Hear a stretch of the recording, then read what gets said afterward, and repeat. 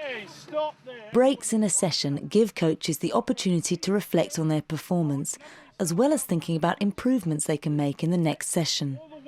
In the beginning, I said I was going to do a whole part whole method, and I'm going to play the game, which I did.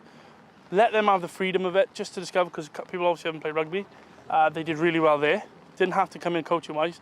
Then broke it down with the defence and attack, as I said, and I'm finishing off with the game with the whole part whole, and hopefully now they can put the skills they've learned in the defence and attack now into this game, and hopefully I'm going to observe a bit more. You don't get the ball, they get the ball. The experienced coach, I think, would help the athlete or the team to think first of all about what's gone well and what they need to do again and again.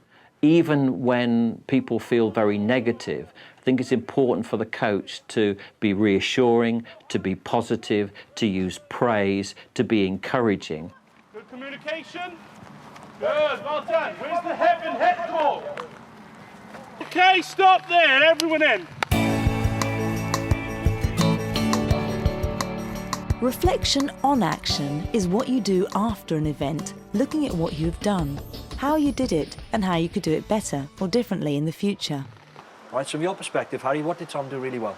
His communication was fantastic. His communication, yeah? What was good about it? Always talking to us, nice and clear, Yeah. to the point.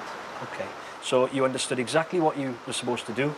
You was talked to right throughout, and he was very encouraging, yeah? So you were motivated to achieve more? Yes. Okay. Tom and Gavin were talking to the students.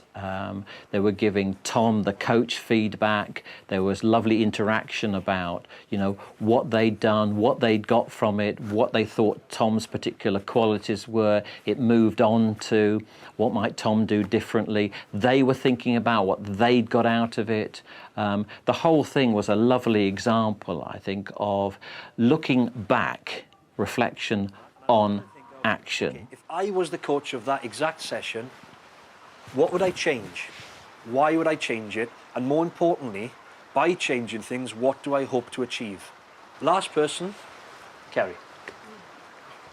I think the only thing I would have done is allowed us to have a winning team at the end. You'd like to have some team that won, yeah? Okay. Because he said the last try wins and we didn't play it out to the end. Okay. That's the only thing, really. I think that, again, reflects Kelly's philosophy that she does want to win in everything she does, all right? But for me, again, three very valid points, yeah, about what they would change and why they would change it. I think it's very important for everybody to find what's often called a critical friend or critical companion. You know, somebody that you can talk to in an open and honest and supportive way.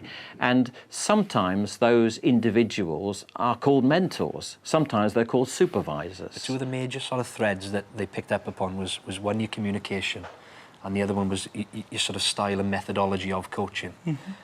What I'd like to do is sort of delve a little bit deeper into this communication thread to see if we can understand a bit more about why you do certain things and how aware you are of your communication skills. So I think it was Harry who picked up your communication was good. But for me, good is obviously a nice thing, but what was good about it? One of the things about the conversation between Gavin and Tom was that Gavin has this ability to ask questions that are really what I call invitational. They actually invited Tom to say more, to explore his thinking and his feeling. So that's really important to have a relationship like that. Also, with a lot of non-rugby players there, I felt I needed to continuously talk to them whilst they were performing, just because of a sense of achievement for them and motivation to keep them going.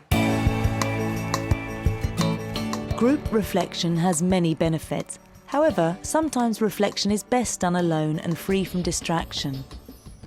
I think probably reflecting alone is attractive for some people because they like to mull things over, they like to take their time. Perhaps these are people who can think things through and write things down. And of course, not everybody can put words to feelings and thoughts. Reflecting alone. I would say it gives you time to to be really, really positive, and if you choose to be it, depending on your personality, maybe negative, but it gives you the chance to do things which perhaps you'd feel a little bit shy and closed away in front of other people. If you don't create a written account, it's difficult to know where you've come from. It's difficult to know what progress you've made because you can't see a trail. There are no footprints there. So it's really, really, really important to create some kind of record of your learning.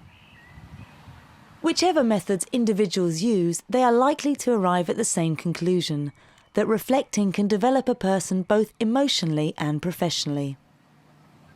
If we don't reflect, if we don't think about what we've done, if we don't think about the positive things that we can build on and the things that we'd want to change, there's a likelihood that we never move forward.